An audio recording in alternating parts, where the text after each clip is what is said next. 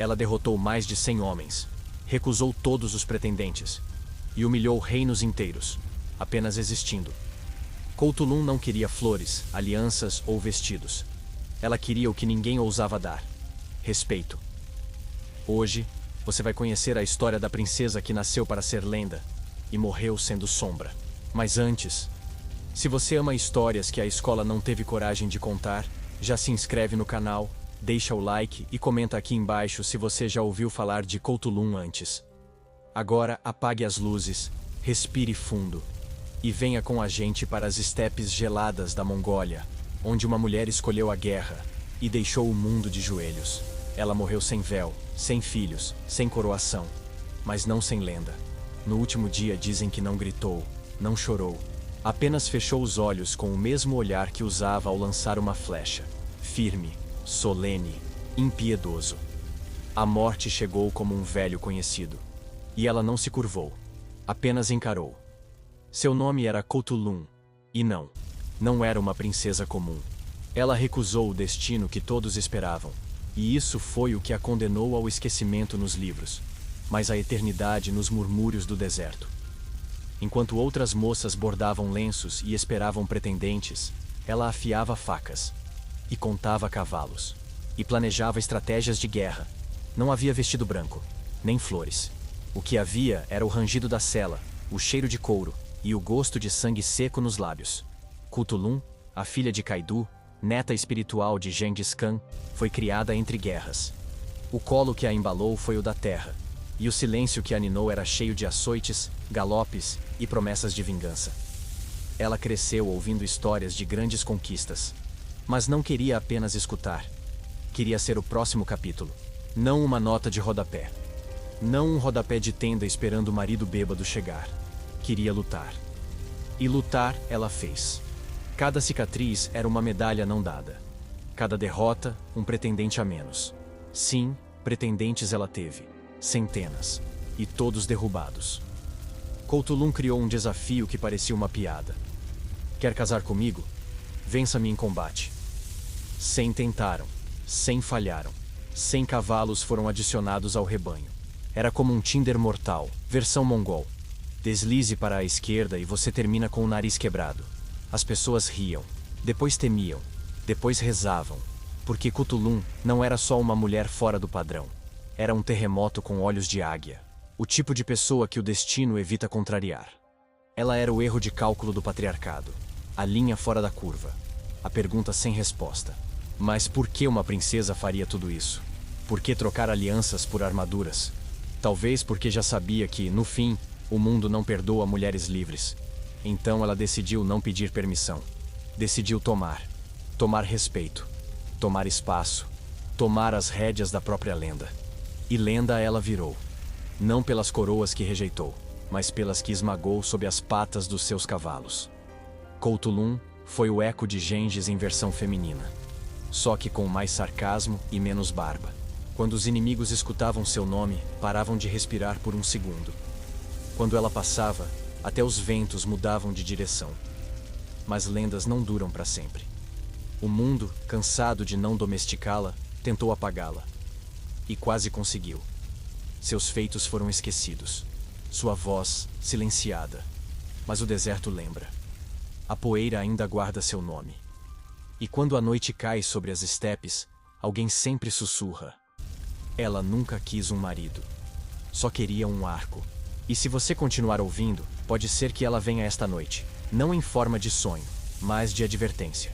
Porque existem lutas que não precisam de espada. E existiu uma mulher que provou isso. Agora durma, se conseguir. Não literalmente, claro. O grande Gengis já tinha virado pó quando Coutulun nasceu. Mas seu espírito ainda cavalgava pelo mundo, soprando ideias de conquista e desobediência em ouvidos seletos.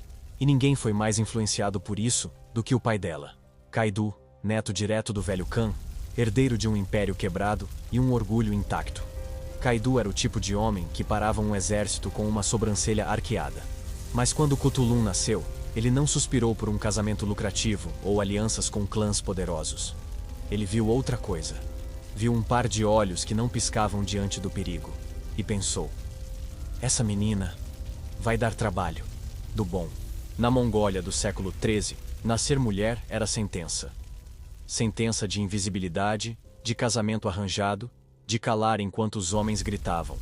Mas Couto-Lung rasgou esse script antes mesmo de aprender a falar. Aos 5 anos, já desmontava arcos de caça. Aos 8, dominava a arte de derrubar irmãos no chão só com o olhar. A infância dela foi escrita com poeira e suor. Nada de bonecas, nada de fiandeiras. Seu parquinho era o campo de treino. Seu brinquedo favorito? Um sabre sem fio. E sua música de ninar era o som dos cascos batendo no chão. Quando outras meninas brincavam de casamento, Couto-Lung sonhava com estratégias de cerco. Claro, os conselheiros tentaram disfarçar o incômodo. Ela é só uma fase, diziam. Logo se apaixona e larga essas ideias. Mas cada ano passava e ela ficava mais forte, mais ágil, mais decidida. E o pior pesadelo de qualquer patriarca, mais inteligente que os filhos homens. Enquanto seus irmãos discutiam quem herdaria o quê, Couto-Lung focava em outra coisa. Como não morrer de tédio num mundo que esperava tão pouco dela. Não queria dote. Queria domínio. Não queria salão. Queria cela. E isso tornava sua simples existência perigosa demais. Mas Kaidu, curioso que era, não a podou. Pelo contrário, a incentivou. Viu nela uma continuidade, um novo tipo de herança. A filha que talvez não herdasse o trono, mas herdaria algo maior. O medo dos inimigos. Afinal, governar pela espada é fácil. Mas governar pelo respeito é para poucos. Aos 14, ela já era temida. Aos 16, era lenda em construção. E ninguém, absolutamente ninguém, ousava dizer não a ela sem pensar 2 vezes. Couto-Lung cresceu num mundo onde a força masculina reinava, mas ela aprendeu a falar a língua deles. E depois, a gritar mais alto. E aqui temos o início de uma tempestade. Uma princesa com alma de general, criada num ninho de lobos e decidida a não virar cordeiro. Ela não queria ser salva. Queria ser seguida. E isso, como sabemos, nunca termina bem, para quem tenta impedi-la. Porque quando uma mulher nasce entre guerreiros, ou ela morre apagada, ou vira fogo. Couto-Lung escolheu queimar. E o mundo inteiro até hoje sente o calor. Couto-Lung era uma princesa, tecnicamente falando. Tinha sangue nobre, descendência imperial e um pai que comandava boa parte da Ásia com um único gesto de cabeça. Mas nada nela lembrava os contos de fada. Nada de vestidos bordados, coroas delicadas ou leques perfumados. Ela usava couro, cheirava a cavalo e sorria com a boca suja de poeira. Nos acampamentos mongóis, era comum ver homens sujos de sangue, mas nunca mulheres sujas de ambição. Couto-Lung quebrou isso no segundo em que pegou sua primeira espada. Ela não queria saber de ser uma flor no campo de batalha. Queria ser a tempestade. E ninguém estava preparado para isso, nem mesmo o pai dela. As outras princesas da Ásia tinham criados, espelhos de bronze e um estoque de frases delicadas. Couto-Lung tinha cicatrizes, calos nas mãos e o pé firme no estribo. Enquanto as damas aprendiam a dançar, ela praticava investidas com lança. Enquanto elas bordavam leões em panos de seda, ela enfrentava leões de verdade e ganhava. Certa vez, um embaixador tentou elogiá-la dizendo que ela era bonita para uma guerreira. Ela respondeu com um soco no estômago. Diplomático, mas direto. Couto-Lung não queria beleza, queria precisão. Queria ser lembrada não pelo rosto, mas pelas derrotas que causava. E pelas vitórias que ninguém conseguia tirar dela. Sua aparência era funcional. Tranças apertadas, roupas resistentes, expressão de quem está sempre 2 passos à frente da próxima traição. Ela não encantava. Ela impunha. Os homens tropeçavam tentando entendê-la, mas ela nunca parava para explicar. Se quisesse agradar alguém, teria aprendido a cantar. Mas ela preferiu rugir. Ser mulher no meio de guerreiros era perigoso. Ser mulher que não queria ser nada além de si mesma, isso era imperdoável. Por isso, cada gesto dela era observado. Cada erro, amplificado. E cada acerto, atribuído ao acaso. Mas ela não se importava. Estava ocupada demais sobrevivendo. E sobrevivência, aliás, era sua arte. Aprendera cedo que os jogos de poder não eram vencidos apenas com força bruta, mas com inteligência fria. Por isso, enquanto seus irmãos brincavam de política, ela observava e esperava. E quando atacava, era fatal. Diziam que ela tinha olhos de falcão e mãos de ferreiro, mas era o olhar que assustava, porque não havia doçura, só decisão. Ela não perguntava se podia, apenas fazia, e o mundo ao redor aprendia a respeitar a força, se fosse necessário. Ou com vergonha, o que era ainda pior. O mais curioso, Cthulhu nunca disse que queria ser diferente. Ela só era. Sem pedir desculpas, sem escrever cartas, sem sorrir para agradar. Como se tivesse nascido num tempo que ainda não a merecia. Como se fosse um aviso para o futuro. Um aviso que ninguém soube decifrar. Então, da próxima vez que alguém falar em princesa guerreira, não pense em fantasias coloridas. Pense em suor, em couro cru, em aço no olhar. Pense em Cthulhu, porque ela não precisava de título. Bastava sua presença para que todos soubessem. Ali não se tocava sem sangrar. Esqueça jantares românticos, serenatas ou alianças enfeitadas. O ritual de acasalamento da princesa Cthulhu era bem mais simples. Lute comigo. Se perder, me dá seus cavalos. Se ganhar, bom, ninguém nunca chegou a descobrir o que acontecia nesse caso. Porque ninguém ganhou. Simples assim. A regra era clara e irônica. Só poderia se casar com ela quem a vencesse em combate físico. Ah, mas isso é injusto, diz você, moderno romântico. Pois é, injusto mesmo era o mundo achar que ela devia se submeter a um casamento só porque era mulher. Cthulhu respondeu com tapas, tombos e troféus vivos, cavalos. Cada pretendente derrotado era uma pequena aula sobre masculinidade tóxica. Eles chegavam cheios de confiança, títulos nobres e músculos envernizados pelo ego. Saíam com o rosto na lama, os ossos machucados e a autoestima amarrada em 2 nós. A maioria nunca mais ousava falar no nome dela. Trauma, talvez. Justo. Com certeza. A contagem oficial: 100 derrotas, 100 cavalos conquistados, 100 famílias constrangidas.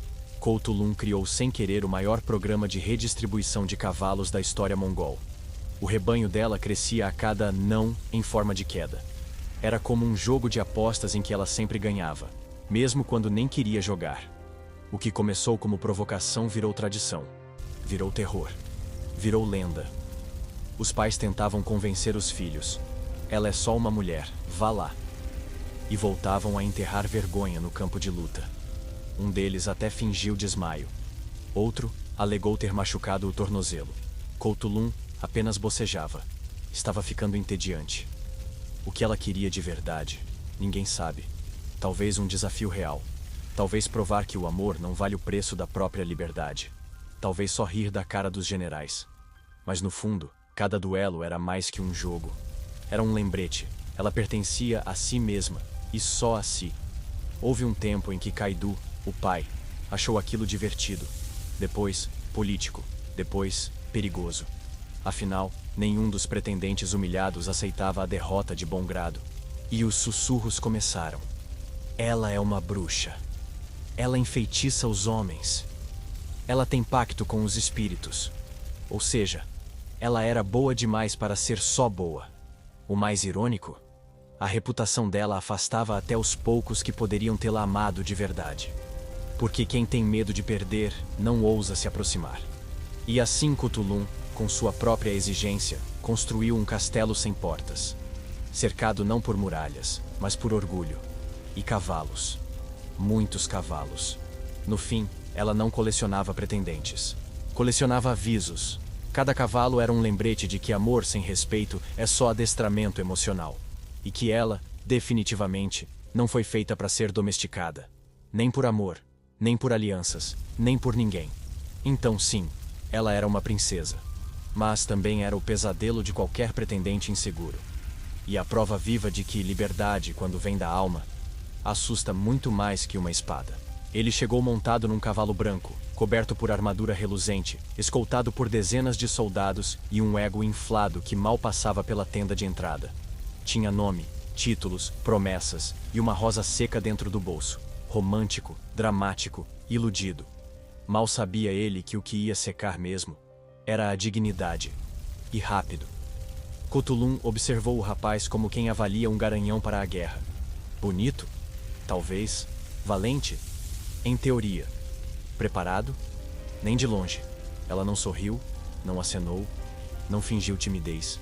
Apenas lançou o desafio com a mesma naturalidade de quem pede mais chá. Se quiser minha mão, tente não quebrar os dentes. A multidão se reuniu. Os tambores rufaram. O rapaz retirou a capa com um gesto dramático. Posou como estátua de bronze e tentou parecer perigoso. Couto-Lum, por sua vez, girava o braço calmamente, aquecendo o ombro. Sem pose, sem performance. Só a certeza de quem já venceu esse tipo de espetáculo mais vezes do que consegue contar. O duelo começou. Em menos de 2 minutos, o príncipe estava no chão, tossindo, com o orgulho espalhado na lama. A plateia, entre risos contidos e expressões de vergonha alheia, esperava que ele pelo menos tentasse se levantar com alguma honra. Mas não. Ele chorou, literalmente, e implorou por misericórdia, com soluços. Couto-Lum, em um raro momento de sarcasmo audível, se aproximou, ajoelhou-se ao lado dele e sussurrou: "Você deveria ter trazido flores, ou talvez ido embora." Depois, levantou-se, virou de costas e acenou para que levassem o cavalo do derrotado. Mais um para a coleção, mais um nome riscado da lista, mais um coração ferido, o dela, nem um pouco.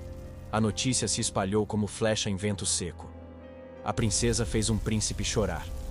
Os conselhos riram, os rivais tremeram, os poetas se calaram.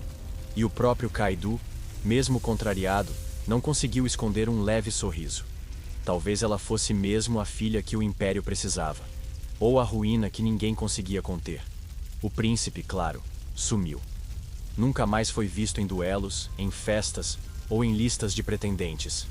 Virou lenda, daquelas tristes que ninguém quer lembrar. E Couto-Lum seguiu a vida como se nada tivesse acontecido. Porque na cabeça dela, realmente não tinha. Aquilo era só mais uma terça-feira comum. É aqui que a história deixa de ser engraçada e começa a ficar simbólica. Não era só um príncipe derrotado. Era um sistema sendo questionado. Um mundo que não sabia lidar com mulheres mais fortes que os mitos. E cada lágrima derramada naquele campo era, no fundo, uma confissão coletiva. O poder dela era real. O episódio entrou para o folclore mongol como uma sátira viva. A princesa que fazia homens chorarem. Mas para Couto-Lum não havia tempo para ironia. A luta era maior, mais densa, mais perigosa. O campo de batalha não era só físico. Era também social, emocional, histórico. E ela estava vencendo em todos eles. Por isso, da próxima vez que alguém te disser que chorar é fraqueza, lembre do príncipe. E lembre que ele chorou, não por ter perdido, mas por ter descoberto que nunca teve chance. Kaido era um homem complexo, feroz na guerra, astuto na política e completamente perdido quando o assunto era a filha. Por um lado, ele se orgulhava de Couto-Lum como guerreira. Por outro, queria vê-la casada, coroada, encaixada, em algo, em qualquer coisa que o mundo chamasse de normal. E ela preferia o caos. Não era uma questão de amor. Kaido amava Couto-Lum como só um pai de sangue mongol poderia amar. Sem abraços, mas com respeito. Ele via nela o que não via nos filhos. Liderança. Mas isso era um problema. Porque uma mulher no poder era como um lobo num salão de baile. Todos viam, ninguém sabia o que fazer com isso.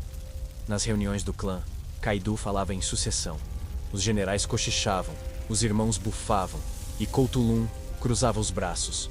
Ela não pedia o trono, mas também não se rebaixava a fingir que não merecia. O silêncio dela gritava mais que qualquer discurso. E isso incomodava, muito. O pai via nela um trunfo, os outros, uma ameaça. E assim, como em toda boa tragédia, o dilema foi crescendo. Kaido queria colocá-la onde ela merecia, no comando. Mas o mundo queria colocá-la onde sempre colocaram mulheres perigosas, longe da mesa de decisões. Ou no altar, o que, para ela, era quase a mesma coisa. Foi então que Kaido tentou uma última manobra. Se você se casar, isso acalma os clãs, fortalece alianças, te aproxima do trono. Couto-Lum ouviu tudo, em silêncio. Depois, respondeu com uma pergunta que virou lâmina. Você daria sua espada favorita para um estranho só porque ele promete não quebrá-la? O pai não respondeu, porque sabia. Kowtoolun não era moeda de troca, nem prêmio político. Ela era a guerra que ele havia criado sem perceber. Uma filha moldada no aço e no orgulho, o mesmo orgulho que agora o impedia de forçá-la. E assim, entre amor e razão, ele hesitou. E a história mudou. Enquanto os irmãos faziam alianças com sorrisos falsos e promessas vazias, Kowtoolun fazia o que sempre fez. Treinava, observava, preparava. Ela não queria o trono como um fim. Queria como ferramenta. E se não pudesse tê-lo, que ao menos ninguém digno o tivesse também. Alguns dizem que Kaido foi fraco, outros que foi sábio. Mas a verdade é mais triste. Ele estava preso entre dois mundos. Um que exigia tradição, e outro que ele mesmo ajudou a desafiar. Kowtoolun era a ponte entre esses mundos, e pontes, como se sabe, são sempre as primeiras a serem queimadas. No fundo, Kaido sabia que ela era a única capaz de manter o Império de pé. Mas também sabia que o Império preferia ruir a ser liderado por uma mulher. E então, ele hesitou. E essa hesitação custaria caro. Para ele. Para ela. Para todos. Porque quando o mundo não sabe onde colocar uma mulher como Kowtoolun, a resposta costuma ser simples. Tenta apagá-la. Mas como se apaga um incêndio? Com nome, cavalo e lâmina. Os irmãos de Kowtoolun eram muitos. Homens criados sob a mesma tenda, com o mesmo leite de égua e os mesmos contos de Genghis ao pé da fogueira. Mas havia uma pequena diferença. Nenhum deles era Kowtoolun, e isso os deixava desconfortáveis. Porque onde ela passava, as comparações vinham atrás como poeira levantada pelo cavalo. No início, fingiam apoio. Chamavam de irmã forte, exemplo do clã, orgulho da linhagem. Mas por trás, afiavam a língua como afiavam facas. Ela os eclipsava, em campo de batalha, em prestígio, em respeito. E quando perceberam que o pai cogitava nomeá-la sucessora, o medo virou veneno. Um deles tentou sabotá-la num torneio. Manipulou as regras, escolheu um adversário desonesto, preparou a emboscada. Kowtoolun percebeu tudo antes do primeiro golpe. Fingiu que não viu. Derrubou o oponente em 2 movimentos e, ao passar pelo irmão, sussurrou: "Você devia escolher melhores amigos." A partir dali, o clima azedou de vez. Os irmãos se dividiram. Alguns queriam vê-la morta, outros longe. E poucos, bem poucos, a respeitavam de verdade. Ela, como sempre, não pedia alianças. Pedia silêncio. E silêncio ela conseguia. Não por medo, mas por algo mais eficiente: vergonha. A política dentro do próprio clã era uma areia movediça. Promessas feitas ao amanhecer eram quebradas antes do pôr do sol. E Kowtoolun, apesar de guerreira, sabia jogar. Jogava com olhares, com omissões, com o peso invisível de estar sempre no centro da tempestade e ainda assim, em pé. Kaido via tudo. Sentia a rachadura crescendo na base da sua linhagem, mas ao invés de intervir, observava. Talvez achasse que se sobrevivessem uns aos outros, sobreviveriam ao mundo. Kowtoolun, por sua vez, não esperava justiça. Esperava apenas a hora certa de revidar, não com palavras, mas com estratégia. A tensão aumentava a cada reunião de conselheiros. Os irmãos falavam por cima uns dos outros. Kowtoolun escutava em silêncio, e quando falava, era como um raio cortando a tenda. Direto, afiado, impossível de ignorar. Mesmo quando todos fingiam não ouvir. Ela entendia o jogo. Sabia que não bastava ser a melhor. Tinha que ser incontestável, porque bastava um erro, um vacilo, um deslize, e eles a esmagariam. Por isso, andava como se pisasse sobre ossos, e talvez pisasse mesmo. Alguns deles ainda frescos, de antigos aliados que caíram em desgraça. O mais trágico? Aqueles homens não odiavam Kowtoolun porque ela era cruel. Odiavam porque ela era necessária. E sabiam que se ela assumisse o trono, não haveria mais espaço para a mediocridade deles. E isso, na política, é imperdoável. Porque às vezes, a verdadeira guerra não acontece nos campos abertos, mas nas mesas onde se serve carne, vinho e traição. O Império Mongol já foi uma tempestade. Um trovão que se espalhava do Pacífico até o coração da Europa. Mas agora, era só poeira fina nas mãos de quem não sabia mais lutar. Kaido via seus territórios se desfazendo como tecido molhado. e cada aliança quebrada soava como uma última pá de terra sobre o caixão do legado de Gengis. A China pressionava ao sul, os russos rosnavam ao norte. Os primos distantes viravam inimigos em ciclos de traição com mais capítulos que novela de império. E os generais, ocupados demais tentando decidir quem ia mandar, para lembrar por que lutavam em primeiro lugar. Couto-Lum via tudo isso com o olhar de quem já sabia o fim antes do último ato. O império desmoronava não por falta de inimigos, mas por excesso de vaidades. Era como assistir guerreiros discutindo qual é a melhor espada, enquanto sangravam até a morte sem notar. Ela tentou alertar. Ou nos unimos agora, ou cairemos sozinhos, um por um, como ossos secos sendo chutados pelo vento. Ninguém ouviu. Um irmão disse que ela estava sendo dramática. Outro sugeriu que talvez fosse hora dela pensar em se casar. Couto-Lum não respondeu. Só pegou a sela e cavalgou para a fronteira. E lá, no limite do mundo conhecido, ela viu o que restava do poder mongol. Postos de controle vazios, generais corrompidos, caravanas sendo assaltadas por soldados amigos. A grande estepe agora era terra de ninguém. Um império que não precisava mais de inimigos, porque já se matava por dentro. Ela voltou com relatórios, estratégias, nomes de traidores, propostas de reforço. Kaidu ouviu. Os irmãos riram. Os conselheiros disseram que ela exagerava. Essa menina tem alma de lobo, murmuraram. Mas nenhum deles teve coragem de confrontá-la de frente. Porque mesmo quando ignorada, ela impunha presença. E foi nesse cenário caótico, com o império sangrando pelas bordas, que Couto-Lum teve sua epifania mais amarga. Talvez fosse tarde demais. Talvez o império não precisasse de uma líder. Talvez só precisasse de alguém para enterrar o corpo, com honra, com espada, e com a dignidade que os outros tinham trocado por alianças frágeis. Mesmo assim, ela não recuou. Continuou lutando, porque era isso que fazia. E talvez, no fundo, ela soubesse que algumas guerras não se vencem, mas se lutam mesmo assim, por respeito aos que vieram antes, e por piedade aos que virão depois. O mundo que seu avô construiu com ferro e medo estava ruindo com risos nervosos e decisões covardes. E Couto-Lum, mesmo sem trono, mesmo sem coroa, ainda era a única ali que parecia lembrar que nascer mongol significava não se curvar, nem mesmo diante do fim. Porque às vezes, resistir já é vencer, mesmo quando o império ao redor insiste em desabar. Não existe armadura que proteja de olhares tortos. Couto-Lum aprendeu isso cedo. No campo de batalha, ela era general. Na tenda de reuniões, virava a filha do Kaidu. Era como se sua espada tivesse valor até o momento em que entrava em uma sala cheia de homens de barbas longas e ideias curtas. Ela podia vencer 100 homens com os punhos, mas bastava uma voz sussurrando. Ela devia estar casada, para que sua autoridade evaporasse como água na brasa. Era um campo minado de expectativas. Se falava firme, era mandona. Se calava, era submissa. Se vencia, era arrogante. Se perdia, bom, isso ninguém chegou a ver. Os irmãos diziam que ela era diferente.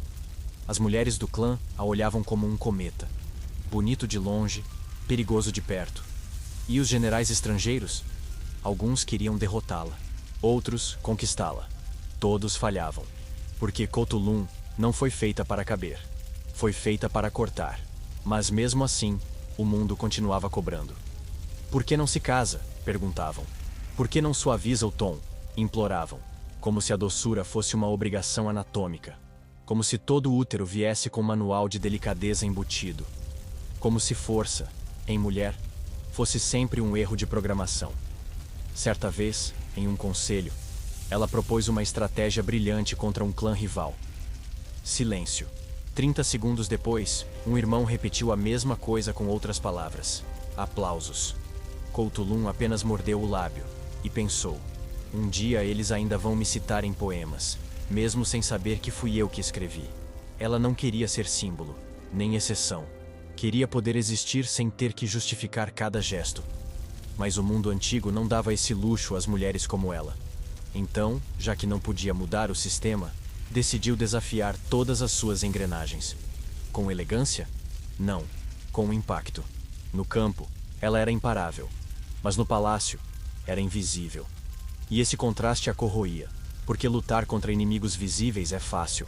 Difícil é lutar contra o sussurro, o preconceito mascarado, o elogio disfarçado de rebaixamento. Difícil é lutar quando a arma do outro é a sua própria existência sendo invalidada. Ainda assim, ela persistia, porque parar seria concordar. Ser gentil demais seria ceder. E sorrir demais seria trair tudo o que tinha conquistado com suor. Couto caminhava numa linha fina entre respeito e rejeição, e fazia isso com uma dignidade que assustava até os mais brutos. No fundo, ela sabia que não seria lembrada por ser mulher, mas por ter ousado ser inteira, e isso, num mundo de fragmentos, é um perigo que poucos conseguem perdoar. Porque para muitos, o verdadeiro escândalo não era o sangue derramado, mas o fato de que ele vinha de alguém que usava tranças e falava como quem já nasceu sabendo que seria lenda. Se Couto tivesse se casado, talvez a história a perdoasse. Talvez existissem pinturas dela sorrindo num trono qualquer, com filhos no colo e olhos apagados. Mas ela escolheu outro tipo de união, com a guerra. Foi o único parceiro que nunca tentou calá-la. E o único que a entendia de verdade. Ela fazia da sela seu altar. Da espada, seu voto eterno. Cada armadura vestida era um vestido de noiva de aço e barro. E cada batalha vencida era uma noite de núpcias com o caos. Cthulhu não se entregava a homens, se entregava ao campo de combate, onde tudo era mais honesto, mesmo quando sangrento. Os generais começaram a notar, onde ela lutava, o moral subia. Os soldados, anticéticos, agora a seguiam sem questionar. Diziam que era sorte. Diziam que era herança de Gengis. Diziam tudo, menos a verdade. Ela era melhor do que eles. Ponto final. E isso queimava como lâmina quente na vaidade de cada um. Em pouco tempo, Cthulhu virou amuleto. A presença dela em uma campanha era tão desejada quanto chuva em tempos de seca. E o mais curioso, ela não sorria. Não fazia discursos bonitos. Não prometia vitórias. Apenas aparecia. E isso bastava para que todos soubessem. Alguém ali sabia o que estava fazendo. Sua estratégia era brutalmente simples. Não esperar. Atacar primeiro, perguntar depois. Se perder, aprender. Se ganhar, manter-se humilde. Ou pelo menos fingir. Ela entendia que guerra é ritmo. E quem dita o ritmo, manda na dança. E ela era uma exímia coreógrafa de destruição. Alguns chegaram a dizer que Cthulhu era casada com a própria morte. Mas estavam errados. Ela era casada com o risco, com o perigo, com o momento exato em que tudo pode ruir. E ainda assim você avança. Porque viver sem isso era o mesmo que estar morta por dentro. Não se iluda. Ela tinha sentimentos, mas nenhum deles a tornava fraca. Amor? Teve, talvez. Em formas silenciosas, envergonhadas, enterradas entre cicatrizes e armaduras. Mas amar, para ela, nunca foi sinônimo de se render. E talvez seja por isso que ninguém jamais conseguiu conquistá-la. Se algum deus das guerras existia, ele devia ter ciúmes, porque Cthulhu o superava em presença. Não precisava de relâmpagos, nem de estátuas. Bastava seu olhar calmo e sua respiração controlada antes de uma batalha. Era nesses segundos que os homens descobriam que estavam prestes a perder. E sabiam disso. No fim, o campo de guerra virou sua casa. E a paz, uma lenda distante que ela ouvia com desdém. Porque havia algo de profundamente honesto no caos das lanças. E algo de perigosamente falso nas promessas de união. Ela preferia as cicatrizes ao invés dos beijos. E as vitórias ao invés dos votos. Cthulhu não rejeitou o casamento. Ela apenas escolheu um noivo que combinasse com ela. Cruel, honesto e eterno. A guerra. E com ela, viveu. Até que a história decidisse que era hora de apagar a chama. De quem preferiu viver como trovão. Quase. Essa palavra curta e traiçoeira é tudo o que restou dele. Não ficou o nome, nem o clã, nem o rosto. Só o quase. Dizem que ele apareceu sem alarde. Sem a fanfarra dos outros pretendentes, sem oferta de cavalos, sem exércitos. Apenas com uma lança, uma postura firme e um olhar que não tremia. Cthulhu, pela primeira vez, parou. Não de medo, mas de curiosidade. Ele não tentou bajular, não recitou poesia, Não desafiou com arrogância. Apenas disse: quero lutar. E se perder, saberei o motivo. Se vencer, veremos. Ela sorriu. Não aquele sorriso de vitória, mas o sorriso raro. O sorriso de quem encontra espelho. O duelo foi longo e silencioso. Não havia plateia, nem apostas. Só os dois, cercados pela brisa cortante da estepe. Lança contra lança. Olhos nos olhos. E algo no ar que ninguém ousaria nomear. Quando a poeira baixou, ele estava no chão. Mas o olhar ainda intacto. E foi nesse olhar que ela hesitou. Ela poderia tê-lo derrubado com mais força. Poderia ter feito dele apenas mais um número na estatística humilhante dos homens que tentaram. Mas não. Deu-lhe a mão. Ajudou-o a levantar. E pela primeira vez, não exigiu o cavalo. Não zombou. Não ironizou. Apenas disse: você quase venceu. E isso é raro. O boato correu. A princesa está apaixonada. Claro que distorceram tudo. Pintaram cenas que nunca existiram. Imaginavam beijos sob o luar, promessas de casamento, véus voando ao vento. Mas quem conhecia Cthulhu de verdade, sabia que ela não amava com palavras. Ela admirava com silêncio. Ele partiu dias depois, sem festa, sem despedida, sem explicação. Talvez por orgulho, talvez por saber que jamais a teria, talvez por medo de manchar aquela memória com a banalidade do cotidiano. Seja como for, ele se foi. E com ele, uma parte dela que ninguém mais tocaria. Ela nunca mencionou o nome, nunca contou a história completa. Mas algo mudou. A frieza calculada deu lugar a uma sombra nova no olhar. Não era arrependimento, nem saudade. Era um lembrete de que até mesmo os ventos mais ferozes, às vezes, encontram resistência. Alguns dizem que ele morreu pouco tempo depois, numa emboscada. Outros juram que virou monge, tentando esquecer o que nunca teve. Mas a verdade se perdeu, como tantas outras verdades da história. E o que ficou foi o eco de um encontro que quase mudou tudo. E por isso mesmo, mudou mais do que se imagina. Porque às vezes, os encontros que não se consomam são os que queimam para sempre. E para Cthulhu, que nunca conheceu a submissão, o maior gesto de amor que pôde oferecer foi deixá-lo partir inteiro. Enquanto os clãs mongóis jogavam xadrez com traições internas, havia outro tabuleiro sendo montado, e ninguém parecia perceber. Do outro lado da muralha, a China afiava suas garras, não com exércitos em marcha, mas com algo bem mais perigoso: silêncio. Silêncio e ouro. Uma combinação letal para qualquer império rachado. Cthulhu sentia isso, como quem sente cheiro de fumaça antes de ver o fogo. Os mercadores começaram a desaparecer. Os aliados sumiam no meio da noite.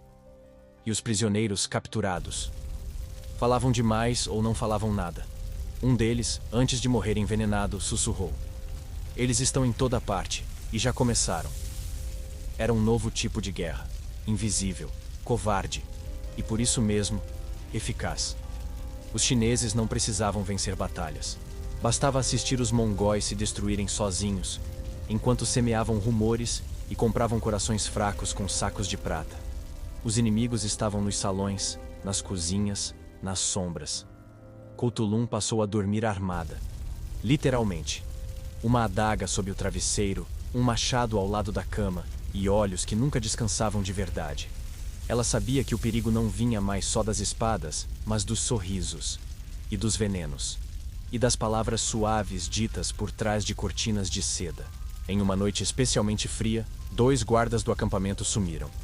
No dia seguinte, um dos conselheiros mais antigos morreu sufocado, sem explicação. Os irmãos diziam que era coincidência. Ela dizia que era aviso. E decidiu agir. Mandou reforçar as fronteiras. Interrogou seus próprios soldados. Cortou laços suspeitos.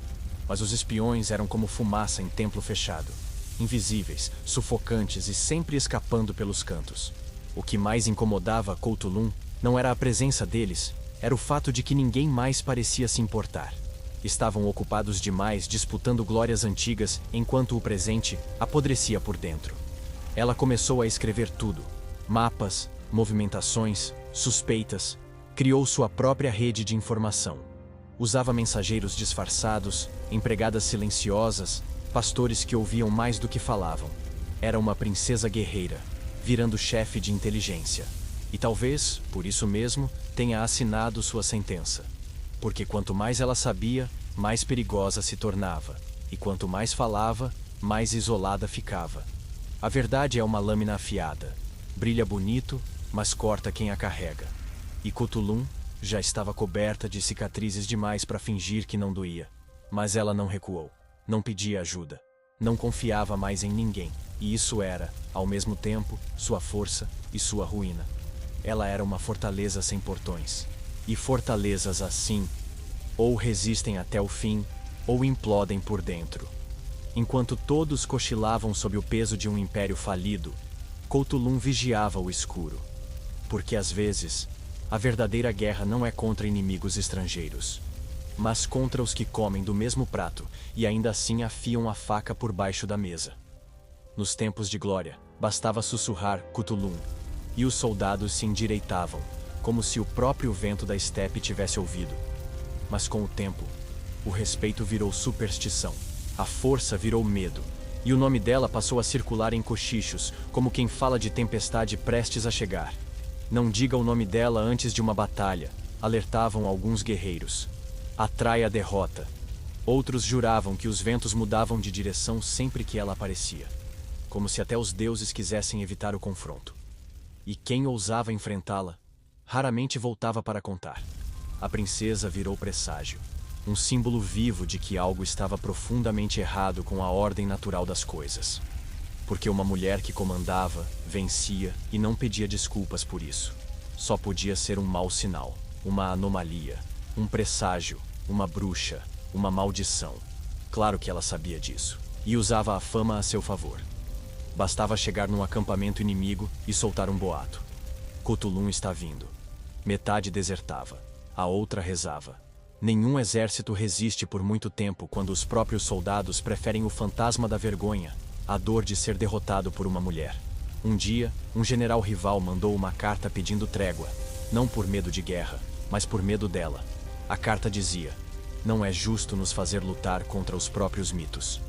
Cthulhu leu, riu e respondeu com 3 palavras: "Lute ou fuja." A carta voltou, com uma bandeira branca amarrada nela.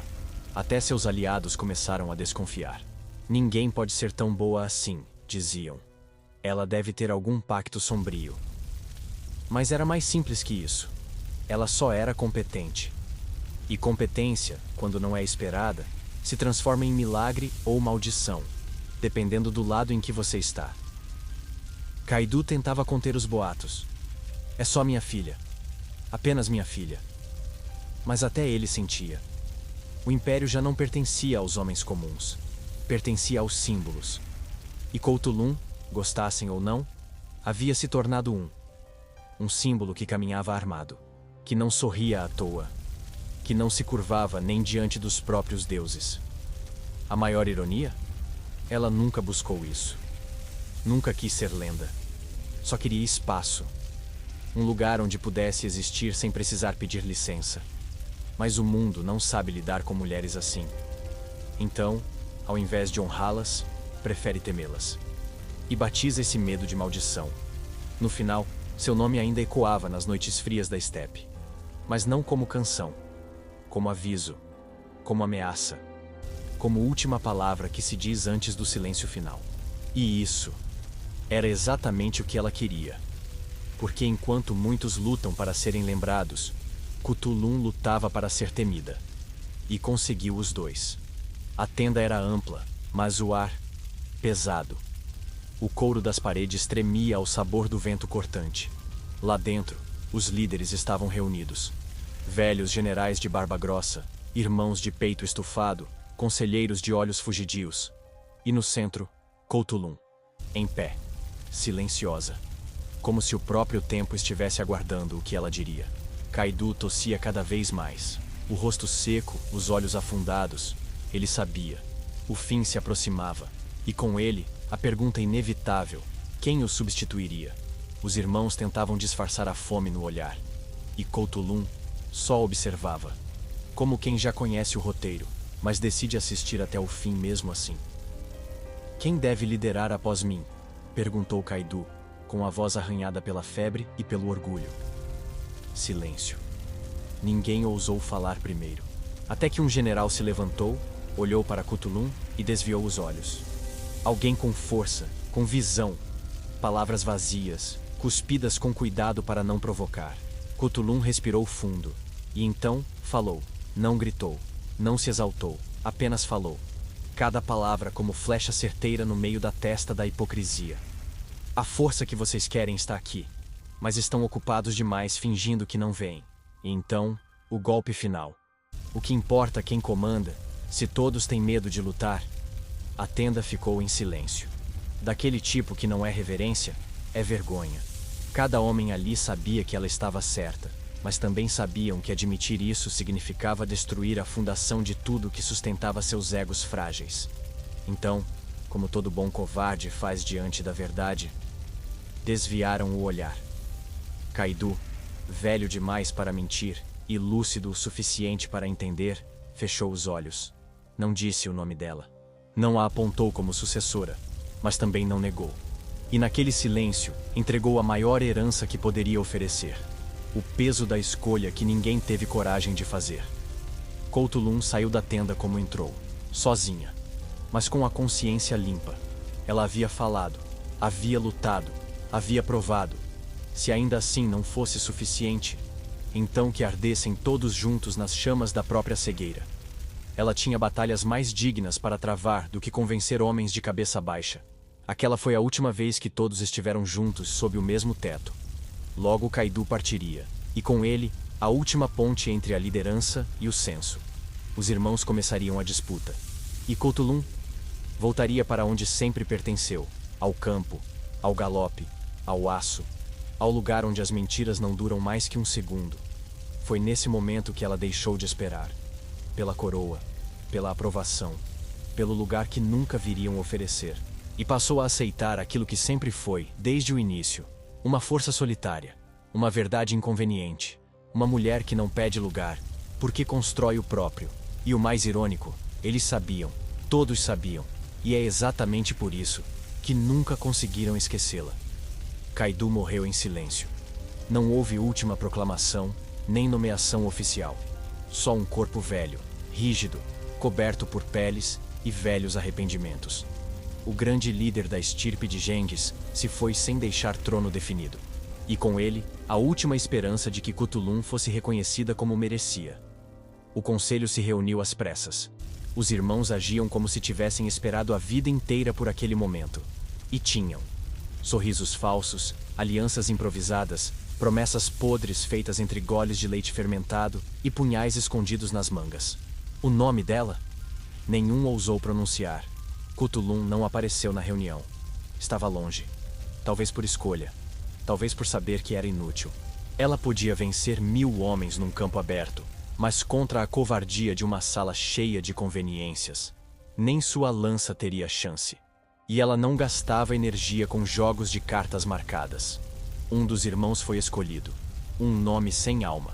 Um homem sem brilho. Mas com todos os requisitos necessários. Era previsível, manipulável. E o mais importante, homem. O império precisava de estabilidade, diziam. O que queriam mesmo era alguém que não ofuscasse a mediocridade geral. Nos campos, a notícia correu rápido. A princesa não será rainha. Alguns soldados balançaram a cabeça em desânimo. Outros riram com alívio. E alguns, os poucos que a haviam seguido com lealdade, apenas baixaram os olhos. Porque sabiam, quando um império rejeita seus melhores, o fim é só uma questão de tempo. Cthulhu não protestou, não chorou, não escreveu carta aberta. Apenas sumiu das disputas políticas, como quem deixa a festa onde nunca foi convidada de verdade. Retornou aos cavalos, às lanças, ao frio cortante das fronteiras. Era ali, na ausência de falsas honrarias, que ela ainda era tudo. Mas algo havia mudado. Não na força, não no corpo, mas na alma. A chama que antes ardia por um ideal maior agora queimava por dentro. Silenciosa, quase triste. Não era derrota. Era exaustão. A constatação de que vencer guerras não significa conquistar respeito. e que às vezes o preço da grandeza é o isolamento. Ela continuou lutando, claro, porque era o que fazia, mas já não olhava para o horizonte com o mesmo brilho. O mundo havia deixado claro que não estava pronto para ela, e por ironia cruel, ela ainda era necessária, mas invisível. Forte demais para ser ignorada, incômoda demais para ser aceita. O Império seguiu cambaleando. Disputas internas, perdas territoriais. Uma lenta implosão conduzida por mãos incompetentes e corações medrosos. Couto-Lum assistia de longe, sem amargura, mas com aquele tipo de tristeza que só sente quem tentou de tudo, e ainda assim foi deixado de lado. E assim terminava uma era, não com fanfarras, mas com silêncio. O tipo de silêncio que acompanha mulheres grandiosas, quando o mundo prefere esquecer do que agradecer. Ninguém sabe como ela morreu. Há quem diga que foi em combate, caindo de pé, com a lança ainda cravada no inimigo. Outros juram que foi envenenada, silenciosamente, por aqueles que nunca suportaram sua sombra. Alguns dizem que simplesmente adormeceu numa noite gelada e não acordou. Como quem se cansa de esperar um mundo que nunca vem. O fato é, ela sumiu. Sem testemunhas, sem cortejo, sem despedida. A mulher que tinha sido trovão virou brisa. Os irmãos não comentaram. Os generais não fizeram cerimônia. Os historiadores fingiram que não viram. Afinal, é mais fácil apagar do que admitir que falharam em reconhecê-la viva. Não houve túmulo com flores. Não houve lamento público. Só uma ausência estranha. Um vazio pesado que pairou sobre as estepes, como fumaça de um incêndio que ninguém quer apagar. Mas todos sabem que queima. Porque com a partida de Couto-Lum, algo maior se foi. A última chance de redenção de um império que escolheu o conforto da tradição, ao invés da coragem da mudança. A morte dela foi um segredo sussurrado. Os poucos que ousaram lamentar, fizeram-no em voz baixa, como se tivessem medo de chamar atenção. Alguns soldados deixaram cavalos soltos como oferenda. Outros apenas pararam por um instante no campo e olharam para o céu, em silêncio. Kaidu, se estivesse vivo, teria sentido. Não porque era pai, mas porque era homem o bastante para entender que perdeu a única filha, que valia por todos os filhos juntos. E talvez no fundo, esse fosse o maior legado de Couto-Lum. Provar que grandeza não tem gênero, tem atitude. A lenda, claro, cresceu. Alguns diziam que ela não morreu, que havia desaparecido nas montanhas, que voltaria um dia, montada num cavalo negro, para salvar a Mongólia do colapso. Outros afirmavam que ela virou o espírito guardião das guerreiras, uma espécie de santa apagando o orgulho ferido e da força calada. A verdade? Perdida nas poeiras da história.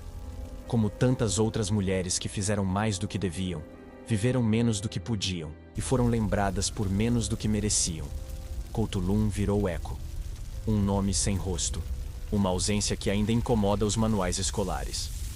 Mas quem escuta o vento da estepe, jura que às vezes ainda se ouvem cascos galopando no escuro. Como se a alma dela não aceitasse ficar quieta. Como se dissesse: vocês podem tentar esquecer, mas eu ainda estou aqui. Porque há mortes que não matam, só transformam. E há presenças tão fortes, que continuam existindo mesmo quando ninguém mais ousa pronunciar o nome. E assim foi Couto-Lum, a mulher que viveu como tempestade, e morreu como segredo. Eles procuraram. Cavaram vales, reviraram tendas, consultaram xamãs. Nada. Nenhuma pedra, nenhum altar, nenhum sinal de onde repousava o corpo de Couto-Lum. A princesa, sem coroa, havia desaparecido como poeira ao vento. E talvez fosse exatamente isso que ela queria, ser lembrada sem nunca ser contida. Alguns afirmam que foi enterrada com a armadura completa, montada em seu cavalo preferido, com as mãos segurando a lança que jamais soltou.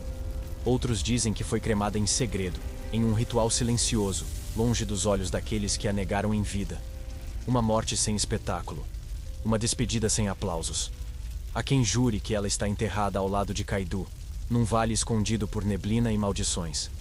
E há os que dizem que nem corpo houve, que ela se desfez no ar, que virou parte da própria estepe, sussurrando segredos a quem sabe ouvir. Porque há pessoas que nascem tão selvagens, que nem a morte consegue prender. Crianças mongóis, por séculos, ouviram histórias de uma mulher invisível que cavalgava à noite. uma sombra feminina que protegia os justos e punia os covardes. Alguns a chamavam de demônio, outros de espírito guerreiro, mas todos sabiam, era ela, sempre foi ela, Couto-Lum. Nas noites de vento forte, os mais velhos diziam para os jovens calarem: ela está passando. E mesmo os mais céticos paravam por respeito. Porque há nomes que não precisam de lápide. Basta o medo que deixaram nos vivos e o orgulho silencioso nos corações dos poucos que entenderam. O fato de ninguém ter encontrado seu túmulo virou parte da lenda. E a lenda, como sabemos, é o disfarce favorito da verdade. Quanto mais procuravam, mais ela escapava. Couto-Lum não era para ser descoberta. Era para ser sentida, como um trovão distante, como uma ausência que ainda ecoa. E assim, ela alcançou o que muitos reis não conseguiram: eternidade sem mármore, imortalidade sem templo. Ela virou símbolo de tudo que o mundo tentou calar e falhou, de toda mulher que foi silenciada por ser demais, de todo grito que virou gesto, de toda espada que virou memória. Os historiadores modernos tentam localizar o ponto exato onde sua vida terminou, mas como localizar o fim de algo que nunca parou? Couto-Lum não teve fim, teve transformação. E cada vez que alguém nega o valor de uma mulher por medo, ela renasce, em outra voz, em outro corpo, em outra batalha. Talvez o túmulo dela nunca apareça, porque ele está em todo lugar onde houve coragem, em cada sombra que protege a liberdade, em cada mulher que recusa o papel escrito por mãos alheias. Couto-Lum está nas entrelinhas da história, e é lá que ela vive mais viva do que nunca. Porque, no fim das contas, ser lembrada sem precisar ser vista é o tipo mais perigoso de eternidade. É noite na estepe. A brisa gelada dança entre as tendas esquecidas. Lá longe, um cavalo relincha. Ou será o eco de um passado que insiste em não morrer? Feche os olhos. Escute com atenção, porque alguns juram que, nas noites certas, é possível ouvir cascos cortando a escuridão. Ela está vindo. Sempre esteve. Não é fantasma. Não é lenda. É lembrança viva de tudo que tentaram enterrar e falharam. Couto-Lum cavalga entre os sonhos dos inquietos. Acorda os corajosos. Silencia os arrogantes. Porque o mundo muda, mas os medos continuam os mesmos. E nada assusta mais do que uma mulher livre. Ela não teve túmulo, nem estátua. Mas virou tatuagem no tempo. Gravada nos ossos da história. Toda vez que alguém pergunta: onde estão as grandes mulheres do passado? É a respiração dela que sopra no ouvido. Aqui, em cada batalha invisível, em cada escolha que exige coragem, em cada silêncio que é mais forte que um grito. Você, que ouve esta história deitado, com o coração devagar e os olhos prestes a se fechar, talvez se pergunte: por que lembrar dela agora? Porque há almas que não deixam a gente dormir tranquilo, não por maldade, mas porque exigem que a gente acorde, por dentro. Couto-Lum não foi perfeita, foi humana, impulsiva, orgulhosa, teimosa, mas foi inteira, e por isso, eterna. Ela morreu como viveu, sem pedir licença, sem pedir desculpas. E talvez esse seja o maior ensinamento deixado por sua sombra: que viver fiel a si mesmo é o maior ato de rebeldia que existe. Os livros podem esquecê-la, as escolas podem ignorar, mas os ventos, os ventos da Mongólia, ainda sabem seu nome. E talvez, enquanto você dorme esta noite, eles o sussurrem devagar. Não como susto, mas como um lembrete. Não se esqueça da força que existe no que não se curva. Ela não quis coroa, nem trono, nem altar. Ela quis escolha. E isso, em qualquer época, é mais revolucionário do que 1000 guerras. Porque quando uma mulher escolhe ser o próprio destino, o mundo inteiro treme. Durma agora, se puder. Mas saiba, nem toda a história termina. Algumas apenas se escondem atrás da névoa, esperando o próximo coração disposto a ouvir. E quando ouvir, que tenha a coragem de lembrar. E mais ainda de seguir. Porque onde quer que haja injustiça, silêncio forçado ou liberdade em risco, a poeira vai se erguer. E no meio dela, você vai ouvir um galope. E vai saber, ela voltou.